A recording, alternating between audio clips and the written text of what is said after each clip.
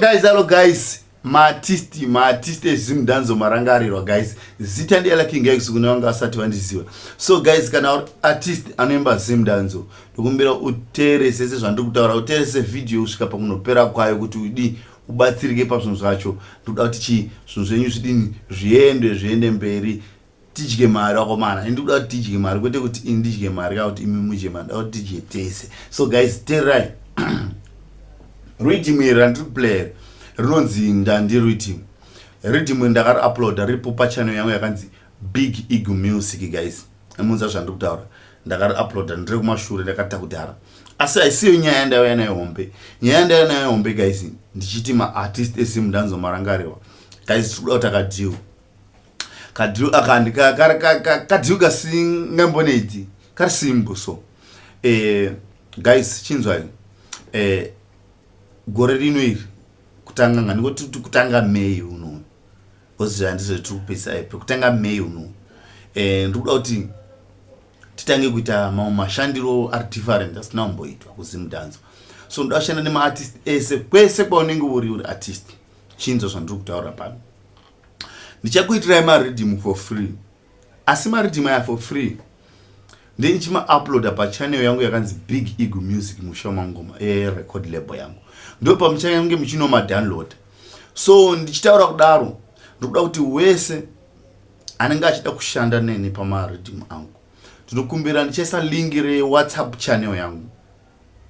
Link re WhatsApp channel bozi pamwe ndogona kuzono release rhythm uchinge usina data re Facebook. Saka kana uri mu WhatsApp channel yangu ndikaisa link unokasira kuona torrent. Pane link re rhythm radini ra upload na era King chirega ndi manje nodi ndinotora. So ndoda kupromote ina chanisika ndichikuti wakomana mushandise marhythm evanhu vasina kubvumidza. Inini ndiri producer ndoda kuti ma upcoming artist ese musimuke muite zvinhu zvenyu zvinenge zviri clear kuti mangwana chero waita song yako nebeat rangu hapana zvinozonoita kuzonzi hey wakashandisa beat rhythm rangu ndokurosa necopyright saka ndoda mari yakadai kauta sesesi. Ndoda kuti mushande zvinhu zvenyu zvekuti mangwana zvinhu zvenyu zvakunakira munyatso kuziva kuti pana munhu anonzi King akaita kuti zvedu zvidini zvinyatso kufaya.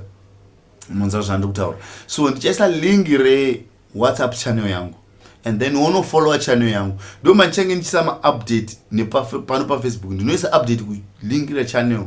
Ku channel ndichaisa link re rhythm radinenge nda release. And then chiro pano pa Facebook ndichaisa link re rhythm radinenge nda release. Saka kuti zvive simple kwamuri mufanira kudi kuno follow channel yangu ye WhatsApp.